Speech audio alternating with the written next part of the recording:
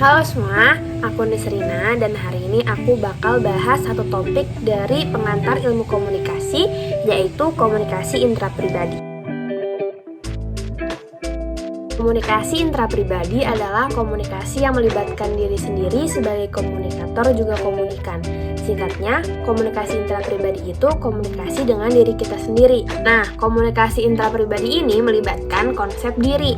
Apa sih itu konsep diri? Konsep diri adalah sistem sudut pandang yang terus berubah, yang dibentuk dengan dipelihara dalam komunikasi dengan orang lain maupun diri sendiri. Jadi, kalau yang aku tangkap dari definisi barusan, konsep diri itu maksudnya resepsi tentang diri kita yang dibentuk dari gimana komunikasi kita dengan orang lain maupun dengan diri kita sendiri. Ada beberapa hal yang membentuk konsep diri. Ada 4. Yang pertama, komunikasi dengan orang tua. Orang tua merupakan kontak sosial yang ada dari paling awal dan biasanya cukup lama berinteraksi dengan kita sejak kecil. Makanya, faktor orang tua sangat besar dan sangat mempengaruhi konsep diri kita. Itu kenapa banyak ahli yang bilang kalau pola asuh orang tua akan berpengaruh banyak ke diri kita. Salah satu penyebab seorang anak memiliki konsep diri yang negatif adalah pola asuh orang tua yang salah. Yang kedua, komunikasi dengan teman sebaya. Kita akan banyak berinteraksi dengan teman sebaya dan tumbuh berkembang bersama mereka. Akhirnya, kita akan mengadopsi sifat-sifat yang dimiliki teman-teman kita. Intinya, teman kita akan membentuk pemikiran, sikap, dan perilaku kita yang pada akhirnya akan mempengaruhi pandangan kita terhadap diri sendiri dan dunia. Yang ketiga, komunikasi dengan masyarakat. Setiap negara memiliki pandangan masyarakat yang berbeda-beda.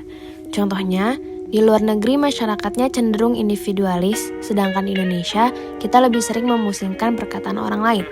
Secara nggak langsung, itu mempengaruhi self-concept kita yang akhirnya mempengaruhi pandangan dan sikap kita. Yang keempat, komunikasi dengan diri sendiri.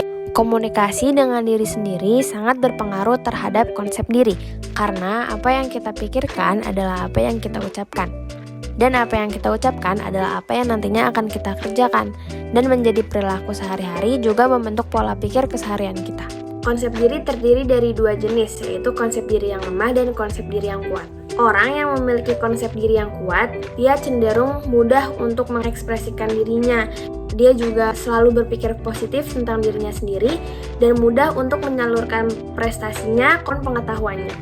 Sedangkan orang yang memiliki konsep diri yang lemah, dia cenderung untuk selalu berpikir negatif pada dirinya sendiri dan kesulitan untuk mengembangkan potensinya, juga keterampilannya. Selanjutnya ada kesadaran diri. Kesadaran diri itu berarti kita sepenuhnya mengawasi perilaku diri kita. Nah, terus ada teori nih yang ngebahas tentang kesadaran diri, namanya teori Johari Window. Teori ini tuh diibaratin sama sebuah jendela. Ada 4 bagian jendela. Bagian yang pertama itu namanya open self. Open self itu berarti informasi yang orang lain dan kita tahu tentang diri kita. Some people describe this as the I know, you know window. There are no secrets here. For example, everybody who knows me, even for a little while, sees that I'm outgoing, I'm quick to laugh, I'm very willing to engage in conversations and talk about almost all areas of my life. I usually have a positive attitude. I'm a teacher, a Christian, and I care about my family.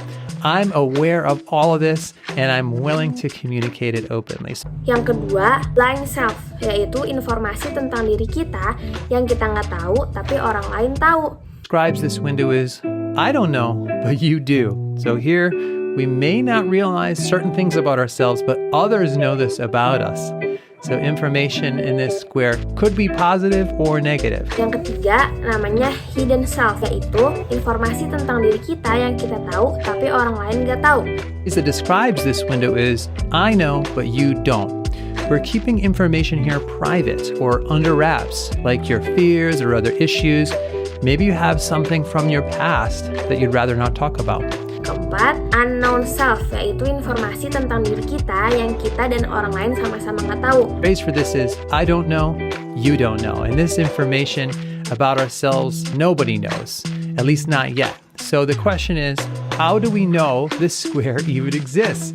Well, we know this information is there waiting to be discovered because in the past, when we have had new experiences, we have learned more about who we are. that we previously did not know. Bentuk ideal dari jendela-jendela tadi itu adalah semakin besar jendela open dan jendela-jendela lainnya semakin kecil. Karena orang yang memiliki jendela open semakin besar berarti semakin sedikit kemungkinannya untuk stres, menanggung rasa bersalah, menyimpan trauma, dendam, atau rahasia. Nah, terus gimana sih caranya meningkatkan konsep diri kita? Pertama, kita harus punya komitmen dengan diri kita sendiri. Dengan punya komitmen, seseorang akan memegang teguh prinsip-prinsip hidupnya. Selain itu, mereka juga akan memiliki target yang terukur. Kedua, kita harus terus belajar dan memperbanyak pengetahuan. Dengan memperbanyak pengetahuan, kita tahu apa yang bakal kita lakuin ke depannya. Kita jadi tahu arah hidup kita bakal kayak gimana. Yang ketiga, berhenti untuk membanding-bandingkan diri kita dengan orang lain. Karena jalan sukses seseorang itu berbeda-beda. Yang seharusnya kita lakukan adalah membuat step-step kecil yang bisa kita lakuin setiap hari. Nggak perlu besar-besar, kecil yang penting konsisten itu lebih baik. Keempat, terima diri kita apa adanya sepenuhnya.